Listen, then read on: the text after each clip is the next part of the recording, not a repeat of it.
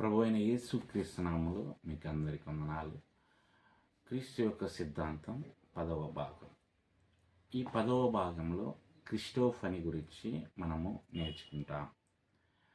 ఈ క్రిస్టోఫనీ అనేది కొత్త నిబంధనలో అవతారానికి ముందుగా పాత నిబంధనలో క్రీస్తు యొక్క రూపాన్ని లేదా అభివ్యక్తిని సూచిస్తుంది. త్రిత్వానికి చెందిన రెండవ వ్యక్తి అయిన యేసుక్రీస్తు బెత్లెహేములో పుట్టడానికి ముందు ప్రపంచంలో ఎలా ఉండేవాడు మరియు చురుకుగా ఉండేవాడు అర్థం చేసుకోవడంలో ఈ భావన చాలా కీలకమైనది. క్రిస్టోఫనీ యొక్క వివరణాత్మక వివరణ ఇక్కడ ఉంది. మొదటగా నిర్వచనము మరియు వేదాంత సందర్భం. నిర్వచనం: క్రిస్టోఫనీ అనే పదము 2 గ్రీకు పదాల నుండి ఉద్భవించింది. క్రిస్టోస్ అంటే క్రీస్తు అని, ఫైను అంటే కనిపించడం లేదా చూపించడం అని అర్థం. క్రీస్తు తన అవతారానికి ముందు కనిపించే మరియు ప్రత్యక్షమైన రూపంలో కనిపించాడని లేదా తనను తాను బహిర్గతం చేసుకున్నాడని నమ్ముతున్న సందర్భాలను ఇది వివరిస్తుంది. వేదాంతం ఈ పదం క్రీస్తు పూర్వ అవతార రూపాలను గుర్తించడానికి క్రైస్తవ వేదాంత శాస్త్రం యొక్క చట్రంలో ఉపయోగించబడుతుంది. ఇది థియోఫనీ అనే భావనతో విభేదిస్తుంది. ఇది సాధారణంగా తండ్రి అయిన దేవుడు లేదా పవిత్రాత్మ యొక్క వ్యక్తీకరణలను సూచిస్తుంది. 2 బైబిల్ ఉదాహరణలు. అనేక కీలకమైన పాత నిబంధన గద్యాల్లో సాంప్రదాయకంగా క్రిస్టోఫనీగా వ్యాఖ్యానించబడ్డాయి. ఆదికాండము 18వ అధ్యాయం మొదటి 3 వచనాలు మనం గమనిస్తే, అబ్రహాము పగటి వేళలో తన గుడారపు ద్వారం వద్ద కూర్చున్నప్పుడు మమ్రే యొక్క గొప్ప వృక్షాల దగ్గర యెహోవా అతనికి కనిపించాడు. అబ్రహాము పైకి చూసి ముగ్గురిని చూశాడు. సమీపంలో నిలబడి ఉన్న పురుషులు అతను వారిని చూచినప్పుడు అతను తన గుడారపు ద్వారం నుండి వారిని ఎదుర్కొనేందుకు త్వరపడి నేలకు వంగి నమస్కరించాడు. వ్యాఖ్యానం: అబ్రహామును సందర్శించే ముగ్గురు వ్యక్తులు తరచుగా క్రీస్తు యొక్క పూర్వ అవతార రూపాన్ని కలిగి ఉంటారని అర్థం. క్రైస్తవ సాంప్రదాయంలో పురుషులలో ఒకరు క్రీస్తుకు ప్రాతినిధ్యం వహిస్తున్న ప్రభువు యొక్క అభివ్యక్తిగా చూడబడతారు. మిగిలిన 2 దేవదూతలుగా వ్యాఖ్యానించబడ్డారు.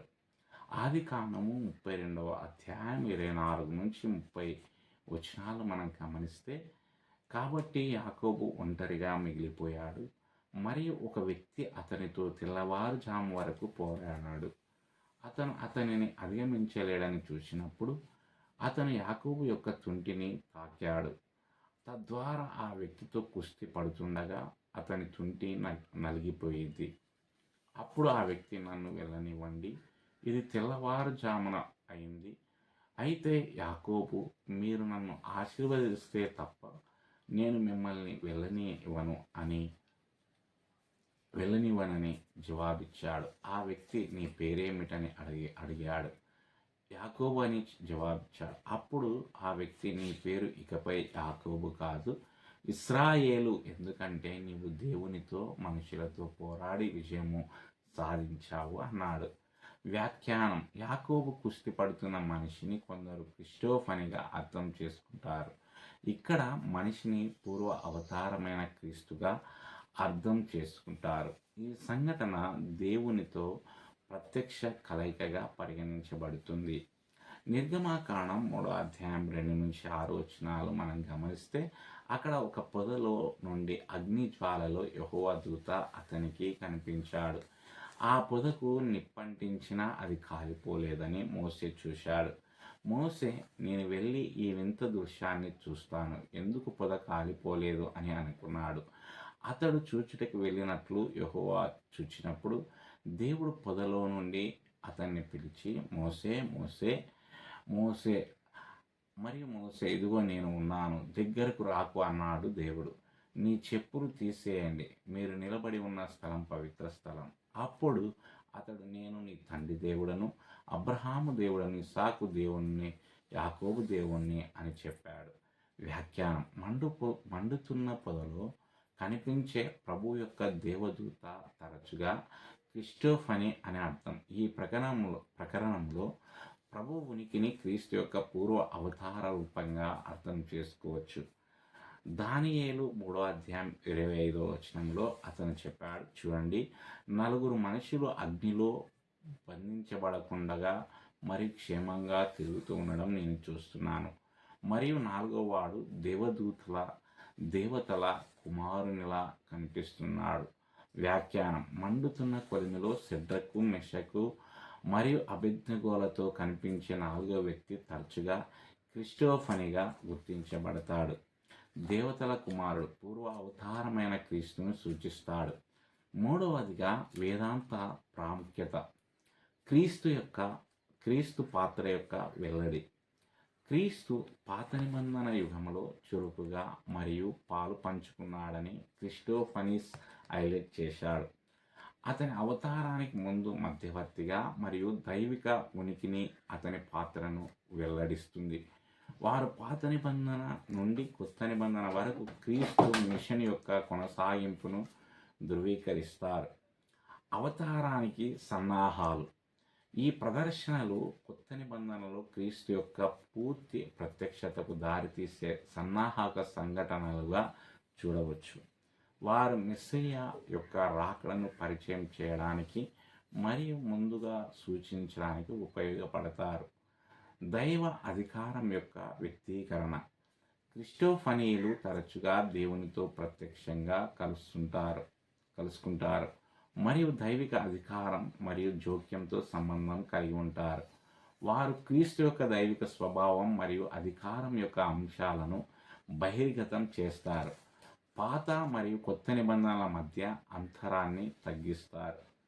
4వది వివరణాత్మక పరిగణనలు. సాంప్రదాయ వర్సెస్ ఆధునిక వీక్షణలు.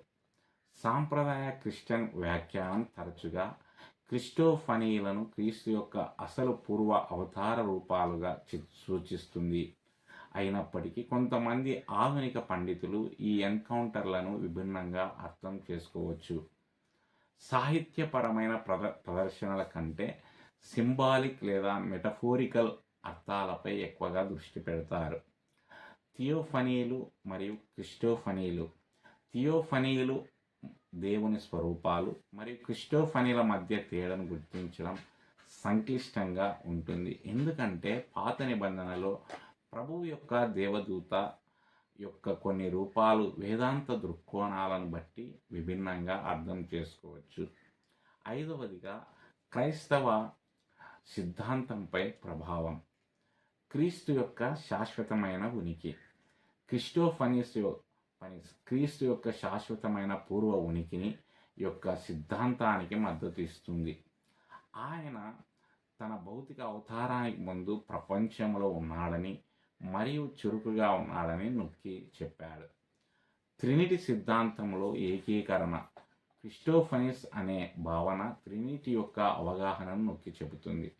ట్రినిటీ యొక్క 2వ వ్యక్తి చరిత్ర అంతటా దేవుని విమోచన పనిలో పాల్గొన్నాడని చూపిస్తుంది. సారాంశంలో క్రిస్టోఫనీ పాత నిబంధనలో క్రీస్తు యొక్క పూర్వ అవతార రూపాలను సూచిస్తుంది. బైబిల్ చరిత్ర అంతటా క్రీస్తు పాత్ర మరియు ఉనికిని అర్థం చేసుకోవడానికి మరియు అతని పూర్వ ఉనికి మరియు దైవిక స్వభావం గురించి కీలకమైన సిద్ధాంతాలకు మద్దతు ఇవ్వడానికి